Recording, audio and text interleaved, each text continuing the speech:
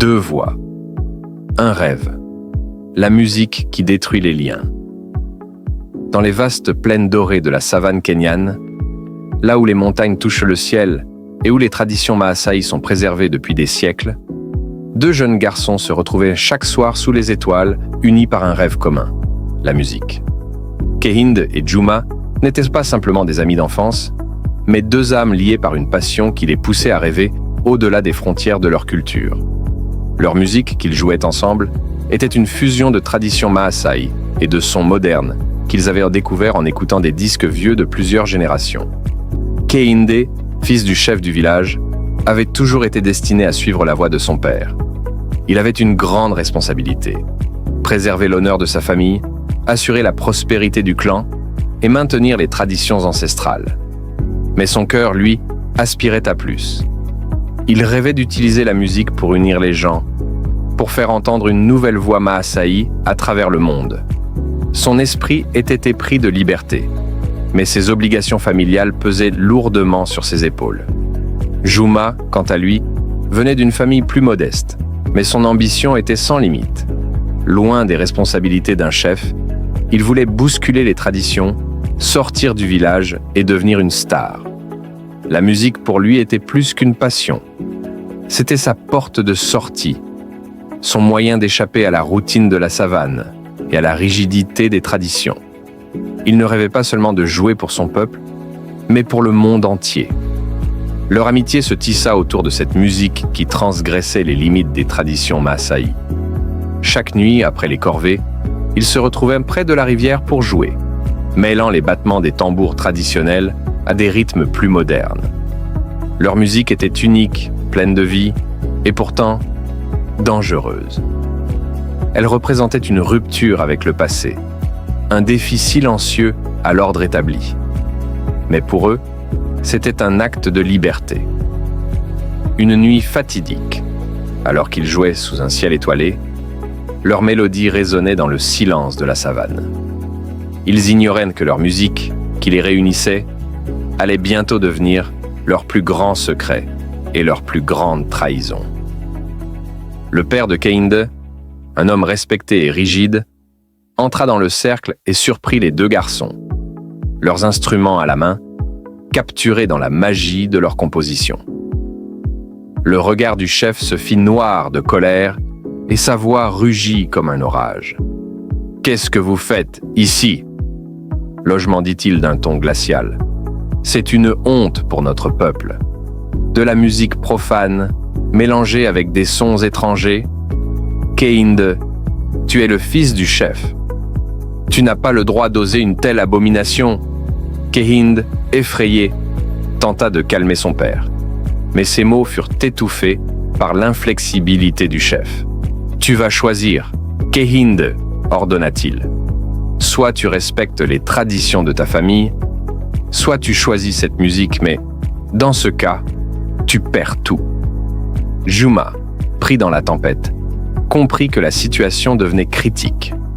Ce n'était pas seulement une question de musique, mais d'honneur, de vie ou de mort sociale. Il savait qu'il devait partir. Il se leva, fixant son ami dans les yeux, avec une tristesse infinie. « Je ne peux pas renoncer à mon rêve, Kehinde, » dit-il, la voix brisée. « Je vais à la ville.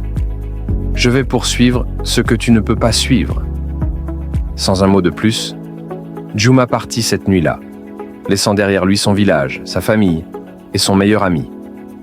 Kehinde, de son côté, se retrouva tiraillé entre l'amour pour son ami et la pression de son père. La musique était sa passion, mais il ne pouvait pas sacrifier son avenir et son honneur pour une simple mélodie. Les mois passèrent. Juma s'installa en ville, où il se fit connaître en jouant dans de petits clubs et en enregistrant des chansons. Ses mélodies modernes, influencées par ses racines Maasai, connurent un succès fulgurant. Mais, malgré sa gloire, Juma se sentit toujours déconnecté de son passé.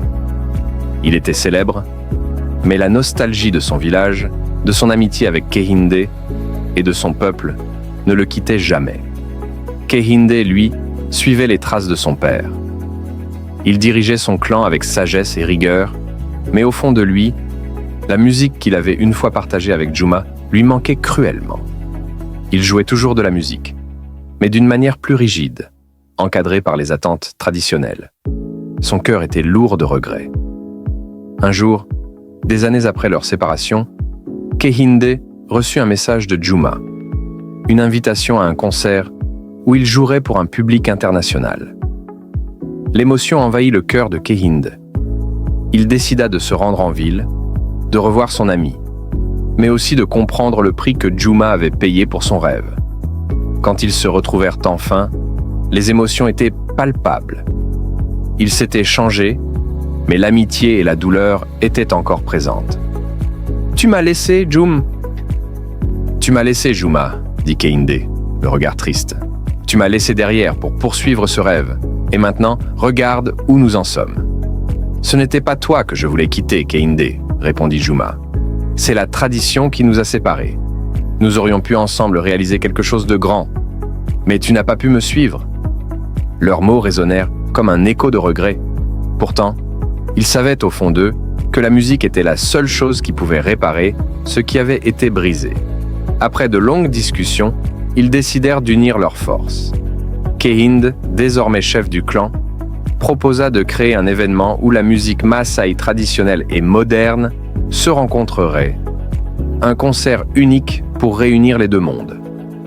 Le soir du concert, sous le ciel Maasai, les deux hommes montèrent sur scène, leurs instruments à la main, devant une foule composée de personnes issues des deux mondes. Les sons des tambours traditionnels se mêlèrent au rythme moderne que Juma apportait de la ville. La magie opéra. Les voix s'unirent, les cultures se rencontrèrent, et pour la première fois, les anciens et les jeunes, les villageois et les citadins, entendirent ensemble une musique qui transcendait les barrières. Ce concert ne guérit pas toutes les blessures, mais il marqua le début d'un nouveau voyage pour Kehinde et Juma. Un voyage où les rêves brisés se réparaient, où la musique devenait le pont entre les générations, et où l'amitié retrouvée, bien que marquée par le passé, continuait de vibrer sous les étoiles Maasai. Cette histoire montre comment les rêves, les traditions et l'amitié peuvent être bouleversés par des choix difficiles, mais aussi comment la réconciliation est possible lorsque l'on décide de laisser parler la musique et l'amour.